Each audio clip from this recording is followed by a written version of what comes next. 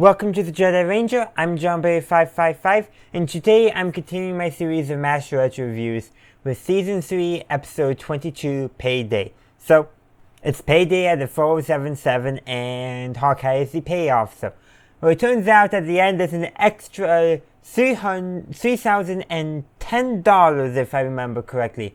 Though weirdly, by the end of the episode, there's $3,008 and $8 extra.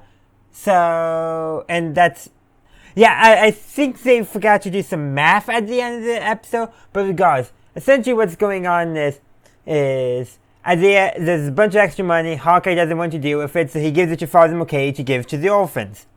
And then the army comes knocking for the money.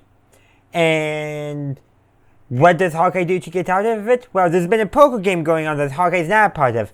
Well, Trapper grabbed Hawkeye's watch to use as a bet when he ran out of money, and apparently the pot at the end is $3,008, so Hawkeye says, here's $3,000, and then Hawkeye takes the remaining $8 as a watch rental fee. And then he beats Trapper at the game of gin in the ending scene.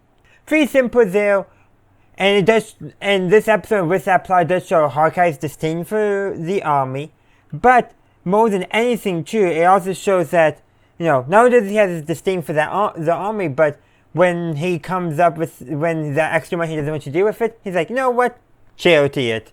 Which is actually a really good thing for him to do.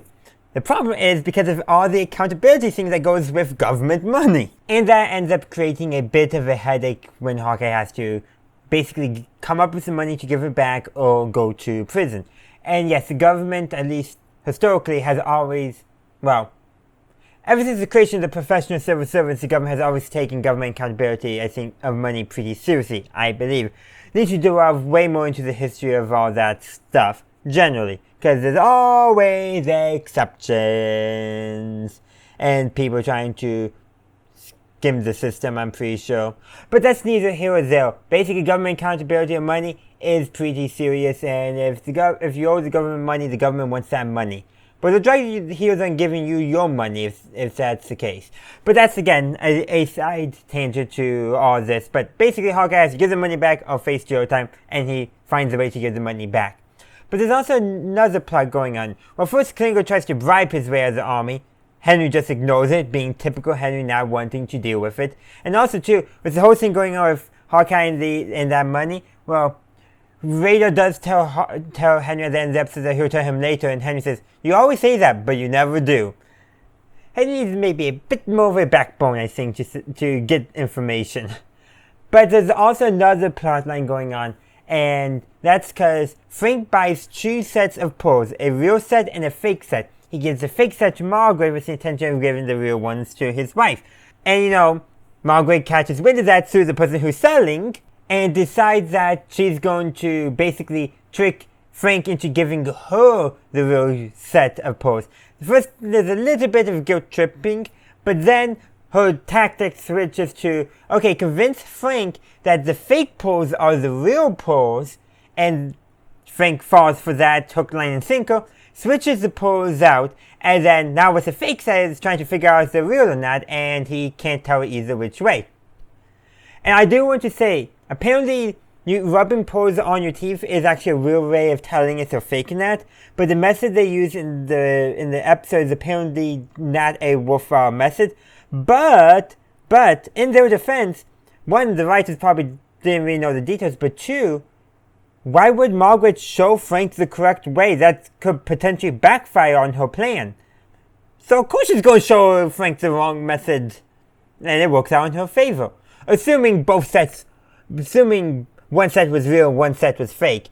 Given that the merchant later in the episode jokes that a diamond or some other type of precious crystal that he has, that $50 is not even worth the reward, there's a chance that he may not be a fully honest merchant.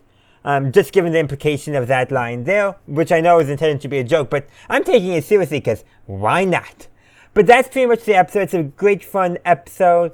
This is actually a serious topic, but they don't give it that much weight. But that's alright because it's still a good fun episode, and the stakes are high but resolved fairly easily because of a very high-stake poker game that must have been multiple months of officers and enlisted men's salary in order to get a $3,008 jackpot off of a watch. I'm just saying that right there. That must have been a lot of months of pay. Which does kind of indicate, based off what we saw when the poker game actually started, which with many of them already having some stacks of money before they got paid. So there's a chance that multiple months of salary were in that pot. So that's a lot of saving where probably people did a lot of gambling when they were bored at the 477, because that's a common plot line. But that's all I got to say. Let me know your thoughts on the episode in the comment section down below. Thank you for watching my video. I do hope you enjoyed it. If you did, please be sure to give this video a like and share. Also, consider subscribing to my channel to stay up to date on all my latest content. In the meantime, thank you for watching, and as always, have a good day, a good night, wherever you are. May the force be with you, always.